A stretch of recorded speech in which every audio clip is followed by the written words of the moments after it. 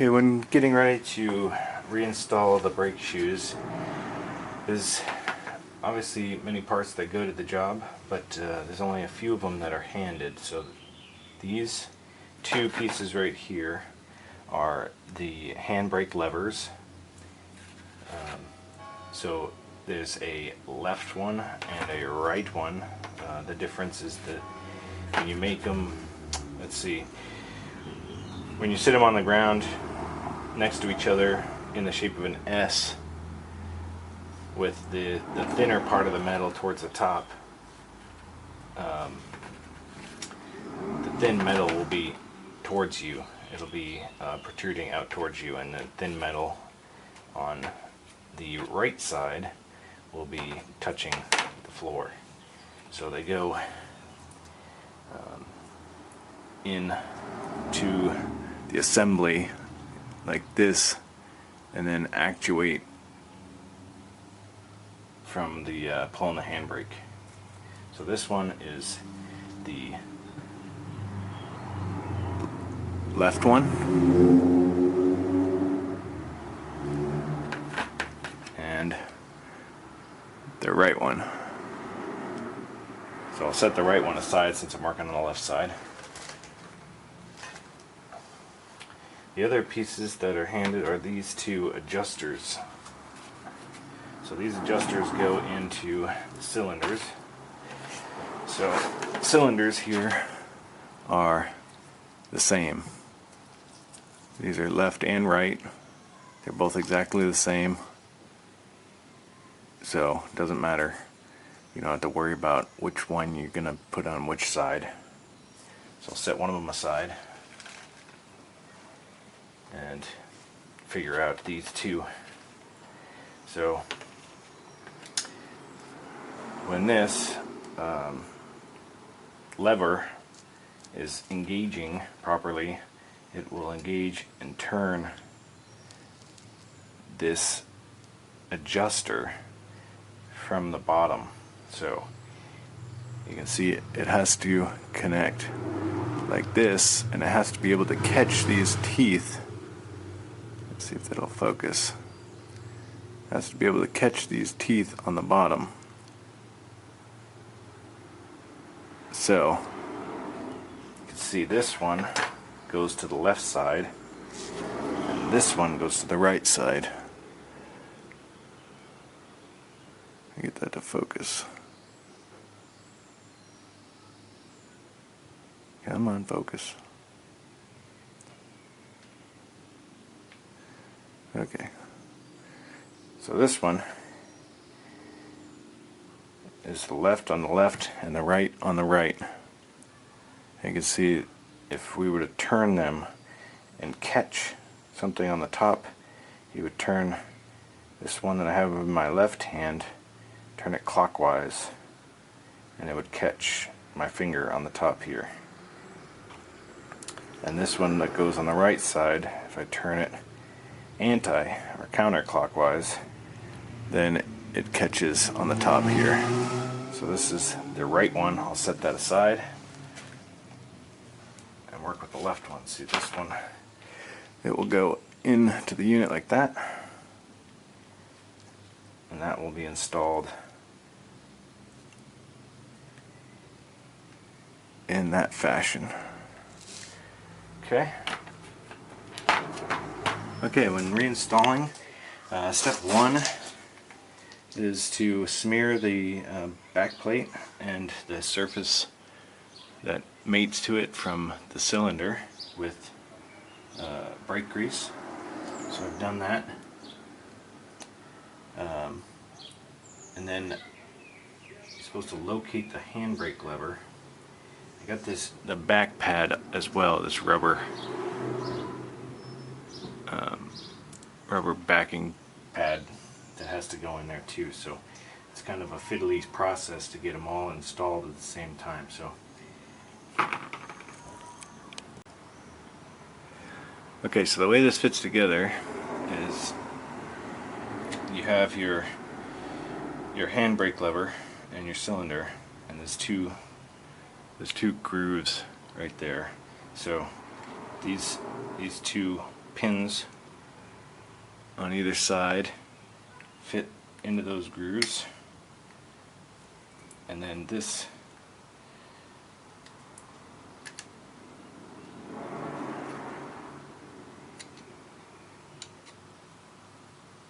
and then it slides together like that. So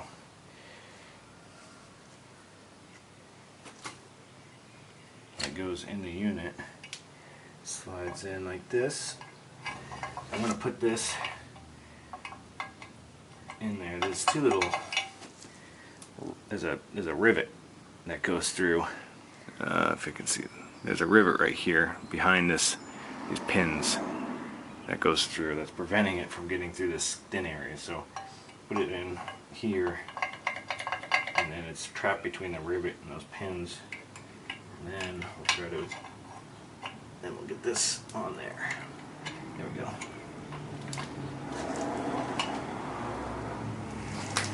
Okay, so we make sure that all sits flat, and this should move freely like it does. The handbrake lever should move freely. And then there's two plates. Let that sit there for now so I can explain this. There's two plates here.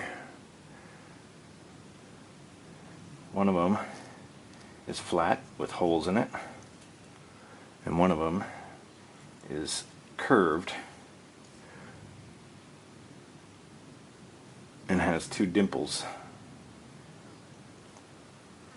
So the retaining plate is the flat one with the holes, and then the spring plate is the one with the dimples and curves. So that's what they're called in the manual, in the shop manual. So retaining plate, spring plate. So when you put this together, you put the retaining plate on in between, that goes in the groove in the back, and I'll show you how that fits together.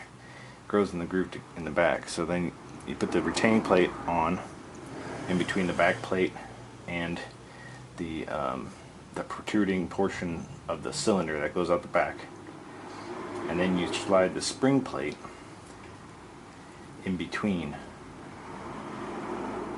the back plate and this retaining plate, and you have to do that so that these two dimples made up with the two holes here, and they should sit together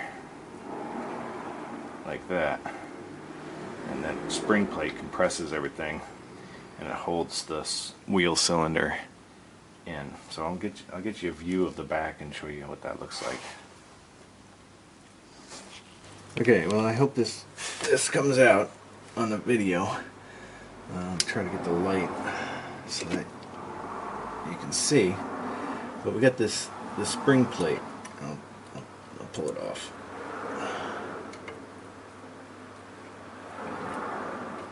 Come on.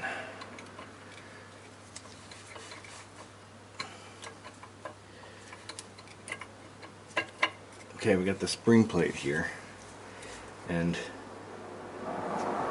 the backing plate. So the spring plate with the dimples facing towards the center of the car goes in like so. So it says to put this piece on first. Oh, that's not good. Stand by.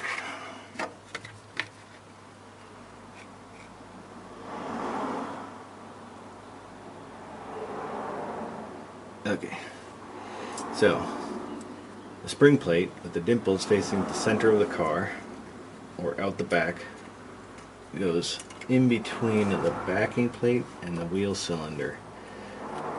So right like that, and then it slides down the groove, and then this backing plate slides up to meet it, and this goes on top of the spring plate.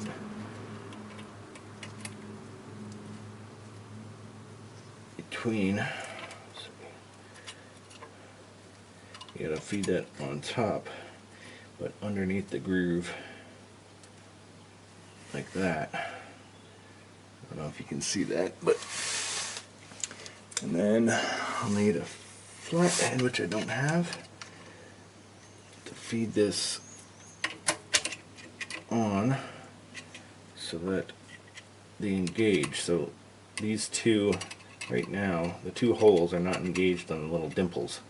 So I got to push it on a little bit further. I really wish I had a flathead handy. Oh, there we go. Snapped right in place. So now it's all engaged. So that spring plate and backing plate are engaged and they're both locked in the groove. And the lever that actuates the handbrake is free to move. Perfect. Okay, and you put on the rubber is one of the following steps, so you don't put that on yet. Alright, the next process is to get this rubber boot on.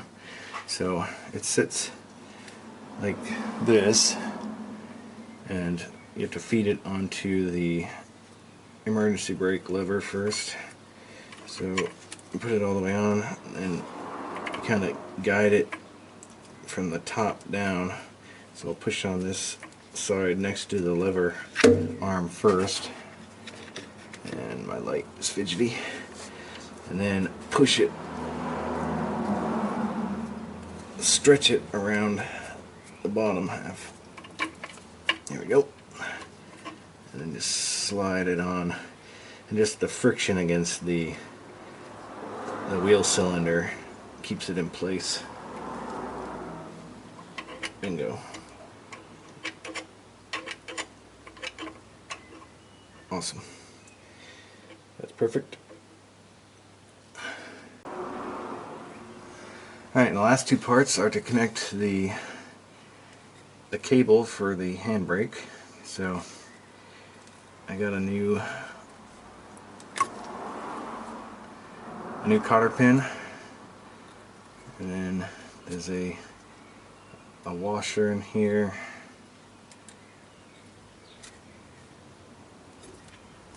So this will sit on just like that. The washer goes from the top. Oops.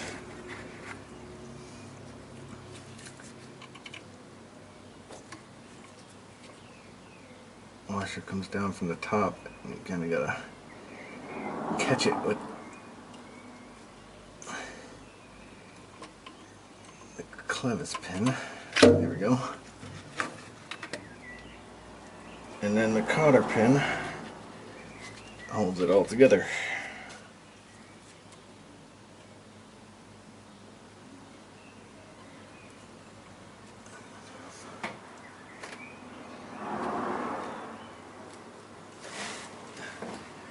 See, there we go. Cotter pin. I'm just going to put in there temporarily for now. And then the other bit is connect the brake line.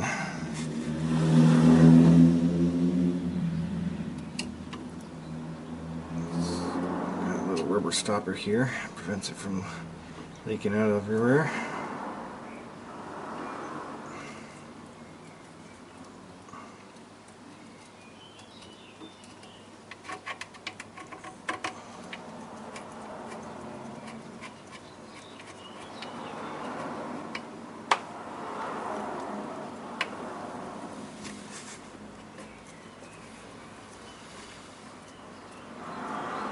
Go.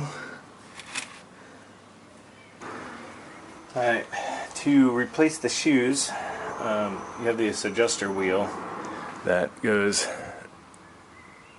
into the cylinder here. So I just coated it with a little bit of bit of grease. It says to grease all of these points here that will the shoes will slide on.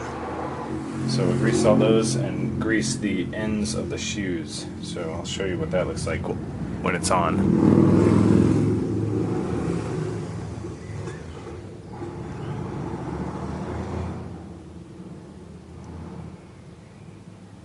So it says to put the adjuster in next, slacken off. You got to slacken the adjuster. So what it means by that is this screws into itself. So you just need to screw it all the way in so it's at the lowest point or near the lowest point. And you got more of the thread sticking out the back that'll go inside the unit. So put that in there, and hopefully some of that grease will help it stick. I'm going to throw a little bit more on just so that it stays and it helps me adjust this. Alright, I spent the next several minutes fiddling with this brake shoes, trying to get them to attach properly. The book tells you to attach them to each other with the springs and then install them all as one piece. And yeah, that might be a way to do it, but I figured it was much easier to do it separately. So let me speed through this for you so you don't have to deal with watching me try and fail several times to get this stupid thing to attach with all these parts falling off intermittently. And then once we get through this comedic pause, we'll get on to the actual work at hand. Okay, here's how I'm getting the shoes back on. This bottom spring goes on, let's see if I can get a shot of it here.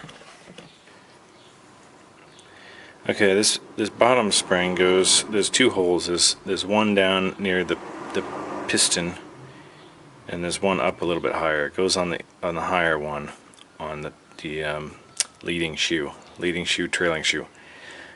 So I fit this top shoe in with this connected, kind of levering it on there, getting it on the emergency brake lever, and making sure that plate makes contact there. And then I also got it in the top groove here, and then I put on the spring and retaining the retaining clip to hold it all into place. And now I got the bottom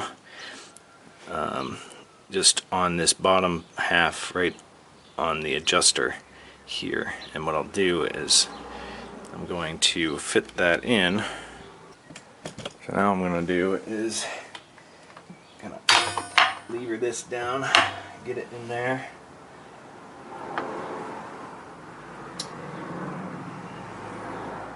And then you have to get at least one side. Here's the one side of this in, and then kind of leave it dangling there for a second. And really put in the second retaining pin. Push that through the back and hold it with your finger. And put on the front spring and the front retaining plate. Kind of got to hold it there with your thumb. Get your needle nose pliers, grip it, and then you got to line it up. Oh, that's fiddly.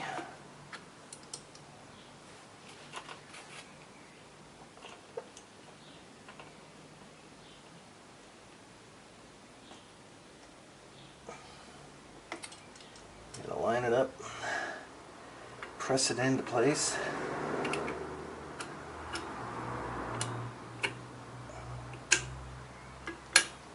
And then twist. Ow. That kind of hurt. But it's in there. Okay, so that's retaining the bottom shoe on. And now the only thing left is this top spring. So the top spring, you take the smallest Phillips head screwdriver you got, put it into, is that coming out on the video? Yeah. Put it into the hole that the spring is going to connect into, and lever this spring in there. And you're going to need another screwdriver to make sure that tip of the spring goes in the hole.